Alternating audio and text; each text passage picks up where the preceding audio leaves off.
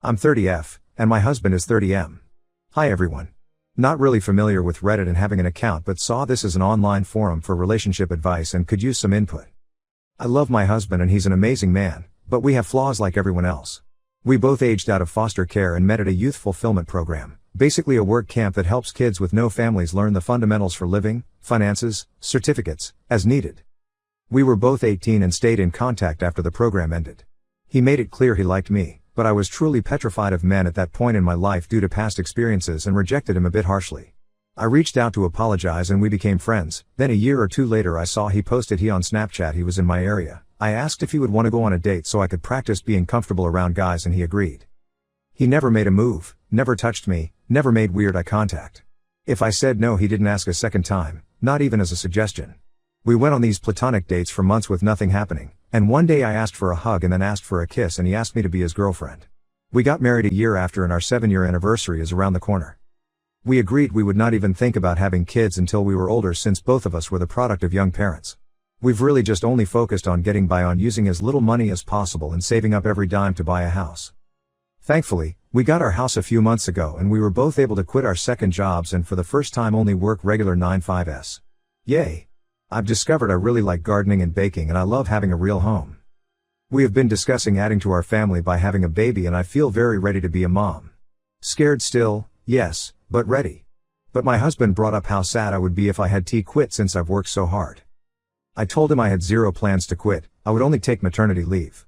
Plus my company allows maternal and paternal remote options for 1 year after birth, so I can just work from home if needed. I know it's a lot to do with a newborn, but giving up the security of my paycheck is simply not an option. He told me this was what we worked for, to make our own perfect family opposite from what ours were like, and I was blindsiding him by changing my plans and I told him no plan has changed, I can have a career and be a mom. Plenty of women do it. He doesn't have to quit his job to be a dad, so why should I? He said it wouldn't work for a baby's needs and I told him okay, since I make more money than you do why don't you quit and I go back to work remotely after healing from birth. That way we have both hands on deck and we don't have a severe loss of income as I make $89,000 a year, and he makes $52,000 a year. He mentioned that if I trusted him fully this shouldn't be a problem. I told him I trust him but I don't trust our current economy, but I left out that I really do genuinely think quitting my job with no savings, wiped out by getting the house, and relying on a man is absolutely stupid. He had plans made previously with his parents and had to leave, so we said we would pick the conversation back up when he gets home, but he's very upset. Madder than I have ever seen him and I don't understand why he just assumed I would quit. Not only do I not understand it, but it makes me trust him a lot less than I did yesterday. I have a bad habit of running for the hills when problems come up and not gonna lie, this is making me really nervous. Thank you for reading all of this if you have. I'm open ears to what could be going through his mind or why he is thinking like this, really just doesn't seem logical to me. He's been watching all of these videos of stay-home wives/girlfriends and I feel like this is influencing him a lot. Edit. We are no longer together. Update 1. It's been a few days since he came home and told me he met a girl at work and she's a better woman than me, and that she has a son already and will be a stay-at-home wife or girlfriend or whatever the fuck. He gets his happy ending, I guess. He texted me right before I got off work and asked me to pick up food from one of our usual date night spots. I got home and noticed his car had boxes in it and a woman I didn't know. I tried opening the door but it was locked and she just looked at me. What little was left of our savings, he took. And both of our cats. I didn't see this coming at all. I haven't told any of my friends yet. His adoptive parents have been dropping me off food that I can't even force myself to eat. I haven't cried yet. I'm kind of still in shock. I wish I had a family to run to. But for now the internet has to do. I haven't answered any of his calls or texts. He keeps trying to check in, ask if I'm okay. How the fuck would I be okay? I never thought he would cheat. I asked him to promise if there was ever someone else he would just tell me as soon as he knew, but they've been together at least 6 months. So while he was calling me selfish for not wanting to put in my 2 weeks and be a stay-at-home wife, he was dating her the entire time. Planning a future with her the entire time. I feel stupid. I should have taken everyone's advice more literally. When I asked him to go to therapy he wouldn't. His parents think he's have some type of mental break. I should have stayed afraid of him and avoided him. I should have chosen a better outcome for myself. I just feel like the same girl that no one wants to love anymore all over again. I know what he did isn't my fault. I know I could never stop him, and really do I want a man who doesn't want me? Never. But that just doesn't stop it from hurting. Update 2. Really want to say thank you from the bottom of my heart to all of the people who reached out to me with well wishes. Especially other spouses who experienced similar. It helped so much more than you could ever know. There has been a few things that have happened, and honestly I'm exhausted in every way possible, so the input from folks has really been useful in organizing my thoughts and keeping an open mind. I couldn't help it but for days I compared us and wondered what the fuck he could have been thinking until I realized she's a carbon copy of his biological mother, or at least the stories he heard about her since she died when he was 5.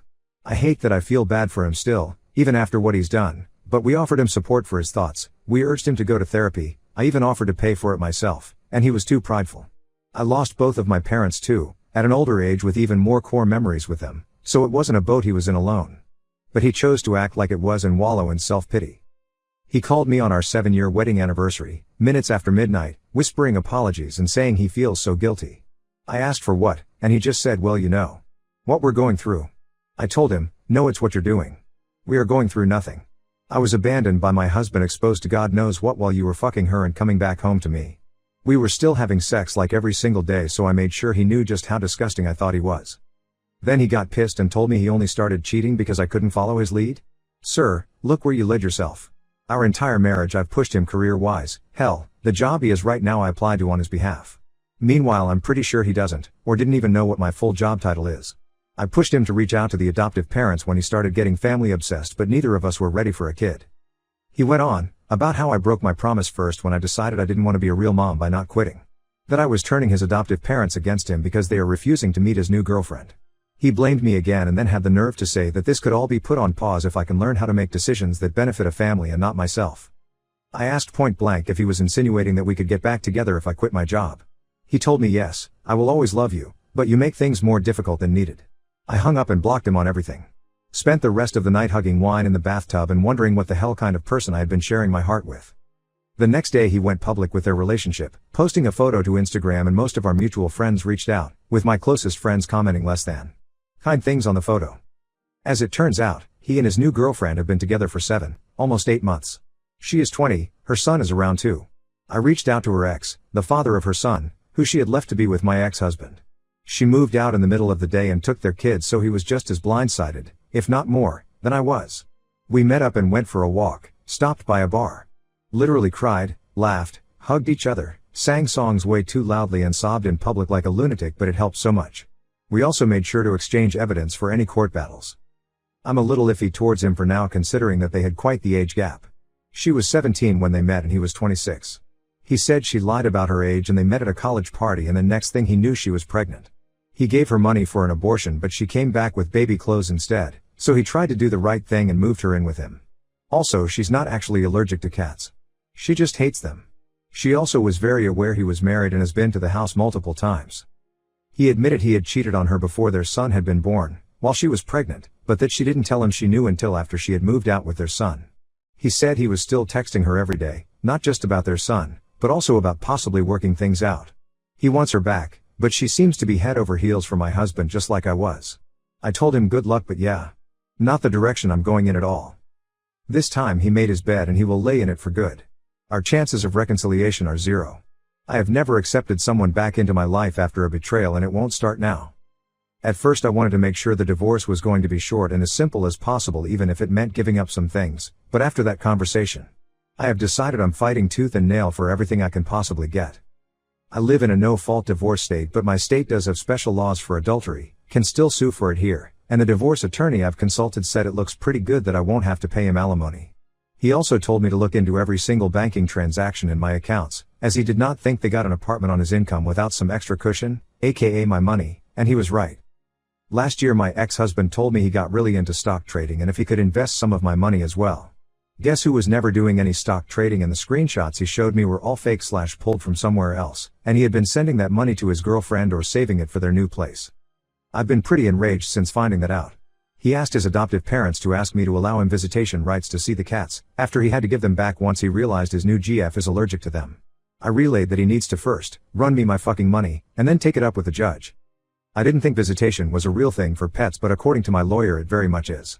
I officially filed for divorce yesterday, and he emailed me quite the colorful email about how selfish and bitter I am for not putting my pride aside and being so fast to file for divorce and refusing to let him stop by the house to see the cats that now he's accusing me of cheating. I read somewhere that you never really know someone until you're divorcing them, and I can truly confirm that is true. I felt like you guys deserve some sort of update considering how much support I was given. I can't share more details for now, but really thank you all again.